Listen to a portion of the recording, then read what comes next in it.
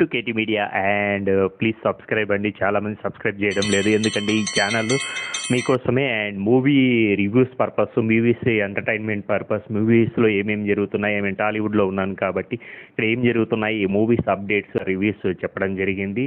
Good and bad ఏంటి, మూవీని మాత్రం తప్పకుండా ఎందుకు చూడాలి అనేది మాత్రం డెఫినెట్గా చూడడం జరిగింది. అలాగే ఈరోజు మహారాజ్ మూవీతో మీ ముందుకు వచ్చాను. మహారాజ్ అంటే ఇప్పుడు మనకు ట్రెండ్లో ఉన్న విజయ్ సేతుపతి మూవీ కాదు, అదే టైంలో నెట్ఫ్లిక్స్లో మరీ మోస్ట్ కాంట్రవర్షియల్గా మన ముందుకు వచ్చిన మూవీ. ఎందుకంటే mister perfectionist Aamir Khan son Junaid Khan ఇందులో డెబ్యూగా ఇతను ఈ మూవీ అయితే చేయడం జరిగింది. దీంట్లో ఎందుకు కాంట్రవర్సీ అయ్యింది ఏంటి, హిందువులను ఏమైనా కించపరిచేలా ఈ మూవీ. ఎందుకంటే ఖాన్ అంటానే వీళ్ళు హిందువుల గురించి సినిమా తీసినప్పుడు కామన్ మ్యాన్కు లేదా మిగతా ఈ హిందుత్వానికి సంబంధించిన వాళ్లకు ఒక నెగిటివిటీ ఉంటుంది. ఆ మూవీ చూసినప్పుడు ఎలా ఉంది అంటే మాత్రం నిజంగా ఈ మూవీ చూసినప్పుడు నాకు మాత్రం పాజిటివ్ ఒపీనియనే వచ్చింది. ఎందుకంటే ఈ మూవీని ఇప్పుడు ప్రజెంట్ నెట్ఫ్లిక్స్లో అండ్ నేను తెలుగులోనే చూడడం జరిగింది. Junaid Khan and Jaideep and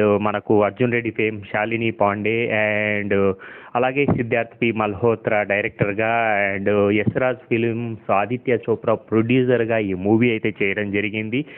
and mister perfectionist కొడుకుగా జునైద్ ఖాన్ ఎలా చేశాడు అంటే మాత్రం ఈ సబ్జెక్ట్ అంతా కూడా 1862లో అంటే మనకు ఒక 200 years బ్యాక్, అంటే మనము సంఘ సంస్కర్తల గురించి వింటుంటాము. ఎందుకంటే వితంతు వివాహాల గురించి కావచ్చు, అలాగే బాల్య వివాహాలను వ్యతిరేకించిన విధానాన్ని కావచ్చు, ఇలా ఎందుకంటే కన్యాశుల్కం ఇలాంటి మూవీస్ను సబ్జెక్టులను విన్నప్పుడు అలాంటి టైంలోనే, అలాంటి టైం లైన్లోనే మన కర్సన్ దాస్ ముల్జీ అనే క్యారెక్టరు ఒక జర్నలిస్ట్గా ఆ టైంలో స్త్రీ సంక్షేమం కోసం అప్పుడు స్త్రీలు పడే బాధలు, వాళ్ళను స్త్రీ సంఘ సంస్కర్తగా స్త్రీలను ఎందుకంటే వితంతు వివాహాలను ప్రోత్సహిస్తూ, ఎందుకంటే తను చేసిన ఎంతో ప్రయోగాలు నిజంగా ఆ టైంలో బ్రిటిషర్స్ను మనకు రూల్ చేసే టైంలో అక్కడ కోర్టు అట్మాస్ఫియర్ ఎలా ఉండేది, మనల్ని ఎలా చూసేవాళ్ళు అనేది మాత్రం కూడా ఈ సినిమాలో చూపించిన విధానం. ఎందుకంటే కోర్టులో ఒక బాబా మీద ఒక జర్నలిస్టు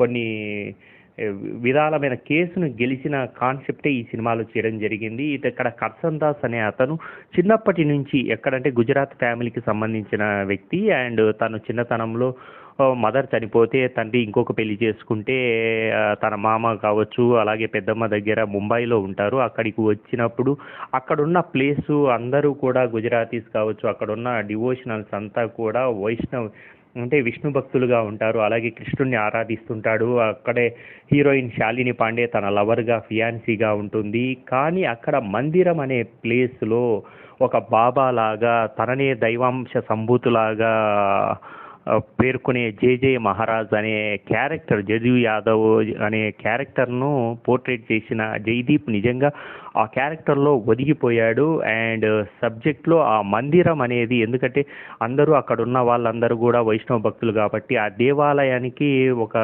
నిజంగా దేవాలయ ధర్మకర్త కావచ్చు లేదా ఒక బాబా హ్యాండ్ ఓవర్లో ఆ మహారాజ్, ఎందుకంటే హిందుత్వాన్ని రక్షిస్తున్నాము మేము అనే కాన్సెప్ట్లో వాళ్ళు నిజంగా డివోటీస్ను, లేడీ డివోటీస్ను వాళ్ళు వాడుకునే విధానం. తను బాబా, ఎందుకంటే నేనే దేవుణ్ణి ఇప్పటికీ మనం వింటుంటాం. 200 years బిఫోర్ పక్కన పెట్టేస్తే ఇప్పటికీ 200 years తర్వాత కూడా అలాంటి కల్చరు చాలామంది బాబాలను అమ్మాయిలను వాడుకోవడం కావచ్చు, డబ్బు విధంగా కావచ్చు, నిజంగా కానుకల రూపంలో కావచ్చు.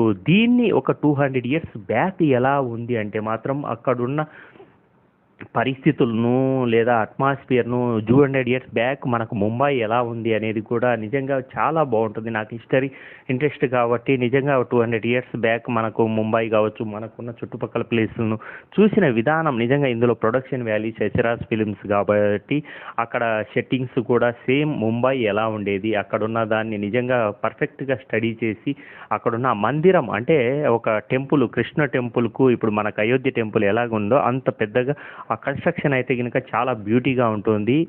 ఆ మందిరాన్ని అంటిపెట్టుకొని ఒక బాబా లాంటి, ఎందుకంటే జేజే మహారాజ్ అనే క్యారెక్టర్లో తను అక్కడ ఉన్న వాళ్ళందరికీ దైవాంశ సంభూతులుగా వాళ్ళు కూడా డివోటీస్ కూడా తనను దేవుడికి ఈ, ఒక మీడియేటర్గా వాడిని చూసిన విధానము, అమ్మాయిలు లేడీస్ను తను, ఎందుకంటే మనకి ఎంత నీకు ఇప్పుడు మనం అనుకుంటాం ఈరోజు, కానీ ఆ రోజుల్లో లేడీస్ ఏంటంటే తనతో పడుకోవడము, ఒక దేవునికి సేవ చేస్తున్నాం, దేవుడు మనల్ని వాడుకుంటున్నాడు అన్న మూఢత్వంతో ఉంటారు. ఆ మూఢత్వాన్ని ప్రశ్నించే క్యారెక్టర్లో అయితే గనక ఇతను కర్సన్ దాస్ ముల్జీ ఆ క్యారెక్టరైజేషన్ చాలా బాగుంది. మనం దేవునికి, ఎందుకంటే ఇక్కడ నిజంగా హిందుత్వాన్ని ఇక్కడ చెడిపి చేసినది ఏం లేదు, ఇక్కడ బాబాలను మాత్రమే ప్రశ్నించే విధంగా ఉంది.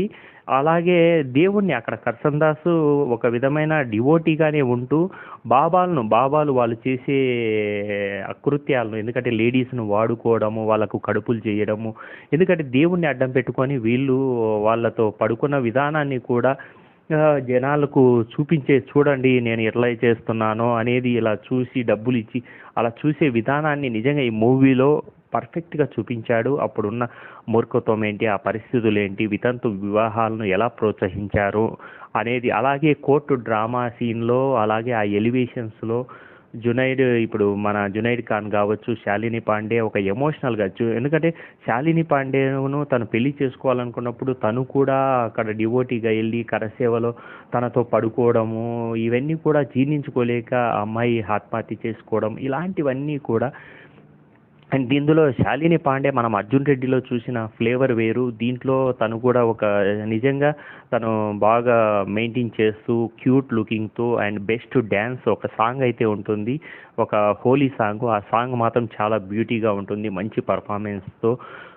అలాగే ఎమోషనల్ బాండింగ్ కూడా చాలా బాగుంటుంది. అండ్ కోర్టు డ్రామా సీన్ కావచ్చు, తను జర్నలిస్ట్గా ఎలా ఉండేవాడు ఆ టైంలో, అక్కడ ఉన్న పరిస్థితులు ఏంటి అనేది, అక్కడ క్లబ్ హౌస్ ఎలా ఉండేది, అక్కడ ఉన్న, ఎందుకంటే ముంబైని అట్మాస్ఫియర్ను చూడడానికి మాత్రం మనకు ఈ మూవీని కూడా చూడొచ్చు. అలాగే ఆ బాబాలకు ఎలా బుద్ధి చెప్పాడు, ఆ కోర్టు డ్రామా సీన్స్, అక్కడ కోర్టులో బ్రిటిషియర్స్ ఎలా ఉండేవాళ్ళు, లాయర్స్ ఎలా ఉండేవాళ్ళు అనేది మాత్రం ఈ మూవీలో పర్ఫెక్ట్గా చెప్పడం జరిగింది. And please watch in movie Netflix. And తెలుగులోనే చూశాను కాబట్టి మీరు కూడా తెలుగు వాళ్ళైతే తెలుగులో చూడండి, అండ్ హిందీ అర్థమైతే హిందీలో చూడండి. And please watch in Netflix and compulsory subscribe చేయండి, అలాగే మీ ఫ్రెండ్స్తో కూడా షేర్ చేయండి. మరిన్ని అప్డేట్స్ కోసం please watch in KT media.